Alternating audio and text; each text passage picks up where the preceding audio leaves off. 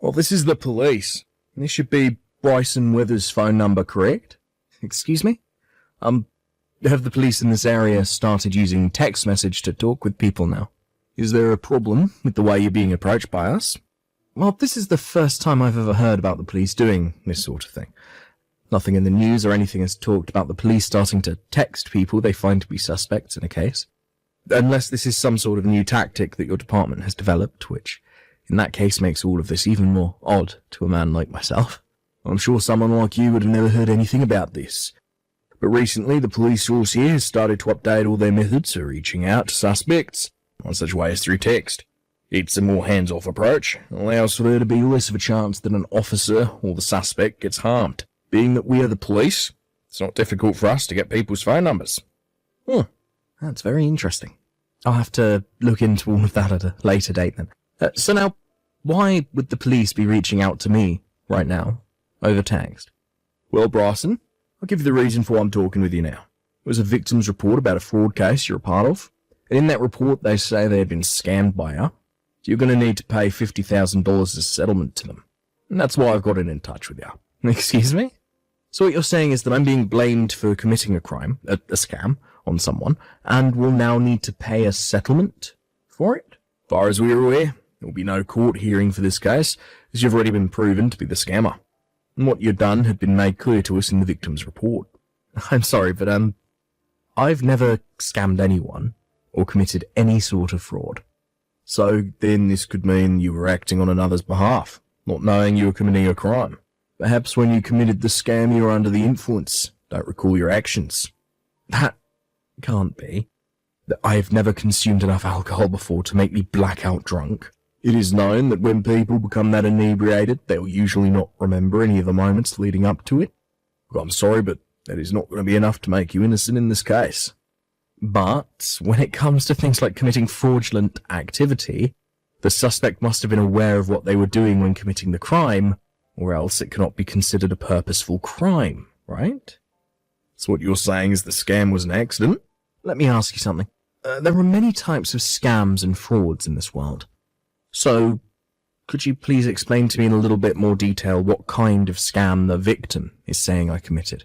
Do you know what a Badger game is, by any chance? Well, sort of. Isn't that a scam which targets men primarily? Where a man and a woman will target a man by having the woman approach him and start to perform sexual acts with him. And just before things become too physical, the man will take a picture of the two or video and use that as blackmail while threatening the victim to pay up, or else he'll take legal action. And that's what a Badger game is, right? You seem to have the description of that form of scam spot on. Thanks. That makes this all the more troubling to me. I'm not sure why it does. I don't ever remember committing a crime like that. And had I, things would be a whole lot more serious in my case. But from what I've read in this victim's report, you are the man that committed the crime, and you will have to pay for it. I think it's best that you just come forward about things and pay the victim their $50,000 that they've asked for, before we have to escalate things any further. If you are able to pay that settlement off right now, then there will be no criminal record made in your case, and you can go right back to the life you'd been living before. So really, $50,000 is pretty cheap for something like a clean record, right? Could you give me some time to think about this? Even if I wanted to pay that settlement right now, $50,000 is a large amount, and I would need some time to actually get all that money together. Understood. But I cannot allow you much time to think about this, as you are being convicted of this crime. And also, you will not be able to get away from us, as we will have eyes watching you at all times. Please do not forget that simple fact. Oh, is that so? Understood.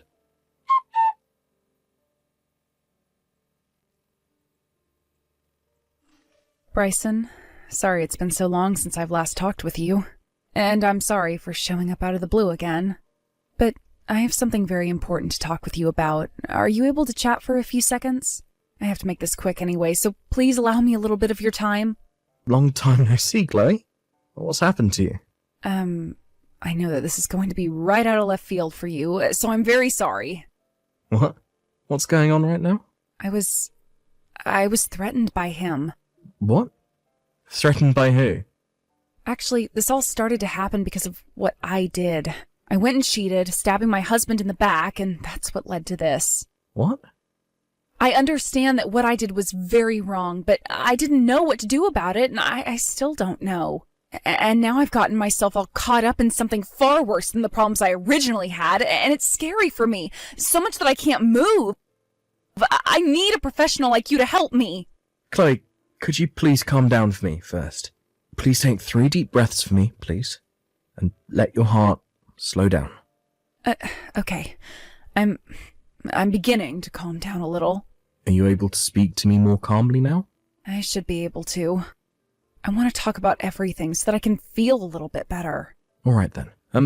Now this could all be wrong on my part, but did you make me the target of some kind of scam? What? How do you know? Well, just a little bit ago I got some text from a man claiming he was part of the police. Already? No, I knew something was up with the whole situation, so I played it out like I was going to believe him, then ended the conversation for a bit. I'm sorry. I didn't think he would already be starting to cause you problems. So you knew this was going to happen? Yes. Actually, originally the real target was going to be my husband, your little brother. My little brother? He started to tell me about how crazy it was that someone like my husband could get money from the both of us just because we had an affair. But I just couldn't bear the thought of getting my husband caught up in a scam like that. And I knew that me cheating would be heard about by everyone eventually, so I went and changed my husband's contact info with yours in my phone and told him. His name's Chase, by the way, and he was the man I'd been sleeping with. But I'm sure he didn't say anything more to you besides that he was the police. I see. So that's what led to all of this. Can you tell me, have you ever participated in any other scams with that Chase guy before? Or is this your first time? This is my first time, because he forced me to help him commit it. He threatened me to. Have you talked with my little brother about what's all happened yet? I was planning to talk with him about it tonight when he got back home from work. Tonight? Huh? He had actually been gone for some time on a business trip, so, well, I'm sure he's not going to want to hear about all of this when he gets home. But I have to tell him the whole truth. This is what I get for being unfaithful. Understood. I believe that you'll do just that, then. There are still some things I'd really like to learn about this situation from you, but I'm not the one in charge here. That's right. I'm sorry about this. No, you don't have to worry about it. I happen to work with someone who can handle this sort of thing for you, so I'll go and have a chat with him right now. There is going to be a lot of work that needs to be done here, and so this is going to take some time. Please just sit tight and wait for one of us to get back to you. Okay, I'll be ready for whatever has to happen.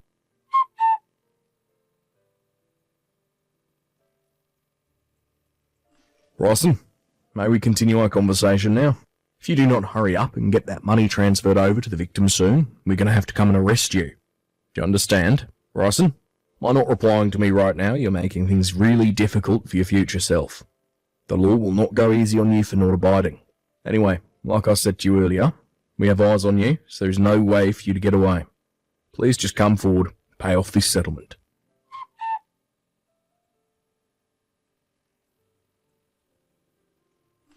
Bryson, I talked with my husband about everything. About me cheating on him and about what Chase is doing. I know. I just got off the phone with my brother a second ago. And from what I hear, you guys are planning on handing in your divorce papers later, right? That's right.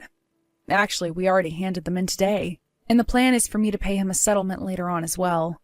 But he did say he'd be kind and wait for this whole scam thing to be dealt with first before asking for that settlement. Is that right? I really messed up big time here. How could I have stabbed someone as kind as your little brother in the back like that? Well, from what he told me, he understands that him being away from work made you feel lonely and tempted you to seek another man. But cheating is never okay. No, it is not. And due to my unfaithfulness, I got a criminal involved who's now asking you to pay up. I can't do this anymore. I regret everything so much. Chloe, you'll never be able to erase the problems you've caused, but you can still find a way to make your future better than your past, effectively causing most people to forget about it. That all depends on what you do. Okay, then that means I need to toughen up and become a better woman, and that's what I'll do.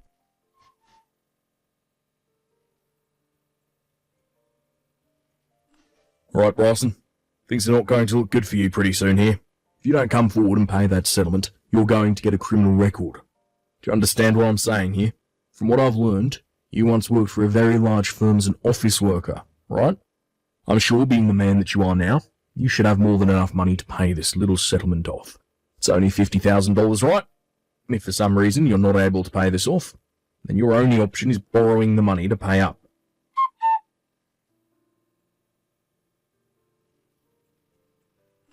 Bryson, we can no longer wait for you. If you do not have that money transferred over to us by the end of the day, we are going to have to come and arrest you. You will be given a criminal record. Do you understand? It's only $50,000, and yet you're willing to refrain from paying that and having your whole life ruined because of it. How about you say something to me? Hello, Mr. Police Officer. Huh? Oh, I'm sorry, I should have said Chase, right? So you're finally replying to me now, huh? Well, it was getting pretty dangerous right there, Bryson. Had I not told my men to stop their advance towards your place just then, you would have been raided, placed under arrest. You should be thankful for that. Now, I'm going to send you the bank account in which you can transfer that $50,000 into. Oh, Chase, before you do that... What do you want? Well, I'm just a bit concerned with how you've handled your scam here, because, well, from what I can tell, it's so flawed that you have to be an amateur. Huh? Well, I guess you've lasted quite a while now, trying to get that money from me, even though this has to be your first time ever trying to scam someone. Well, what are you talking about, Bryson? If you keep it up with that nonsense, I'm going to have you placed under arrest. Chase, I happen to be a detective for the state police. So do you really want to try that with me? What? A detective? Although I don't normally deal with things like fraud and scams, but I am still part of the state police. That means I have the jurisdiction to work with any department in this state. Hold on a second. You're a detective? Are you kidding me? I'm not kidding. Although you would never be able to tell because we're just texting one another. Wait. There's no way you're part of the police. You're Chloe's husband, right? You're supposed to be just an average office worker. Her husband is now, but before he married Chloe, he was working for the police as well. However, once he got married, he decided to settle down and went to work an office job. Wait, what? So you're not Chloe's husband? That's right. I'm not. What the hell is going on here now? Chloe didn't want her husband to be caught up in all this scam you have going on here, and so she gave you the number of a state police detective. My number. And hoped that I would be able to deal with you for her, as she told me soon after you had first contacted me about how she needed my help.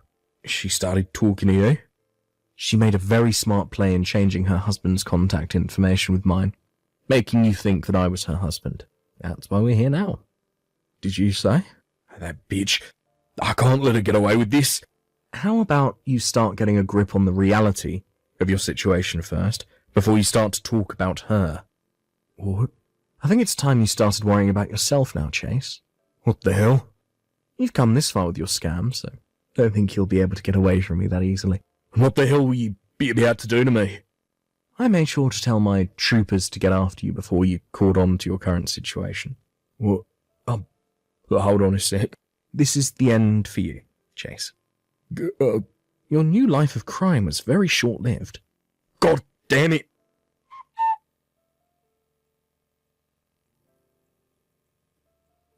Right after I told him what was going to happen, he made a run for it out of his apartment front door. But we were one step ahead of him, and both the state police and city police had his place surrounded. He was able to make it past two of the officers and got on his bike to make a getaway. However, the officers also brought a K9 unit with them, and that dog made a mess of Chase. He tried to wrestle the dog off of him, but this only made the dog bite harder and deeper, which really got him screaming. But because he was still moving around and making it hard for the police officers to get to him, the K9 handler called his dog away, and they tasered Chase. After the taser had been deployed, he was pretty much out of juice. But this didn't stop the dog from slipping loose and getting a few more bites in on him, completely ending Chase's reign of terror. After the dog was taken off of him and cuffs were placed on, he looked like a bloody mess and had to be taken to the hospital in order to have all the dog bites stitched up. There, he would spend a day getting all 319 stitches that he would need, and after the work was done, he was taken to the local police station. And after a very brief questioning and a quick trial at the courthouse, he was taken away by the police with plenty of charges. As of right now, though, Chase is locked away in a state penitentiary, where he will be serving 3 years. Or did I forget to say that it wasn't him trying to scam me that landed him there? Because the main reason was due to him pushing one of the officers over in his getaway, which was seen as assault on an officer. Had he not done that, he would have been a lot better off and might have even gotten off on parole instead. As for my little brother's ex-wife, Chloe, she was able to prove that she was forced to give my information away to Chase and therefore was not arrested for her actions. However, she still had to deal with the settlement to her ex-husband, and once she had paid that off, she returned back to her parents' house.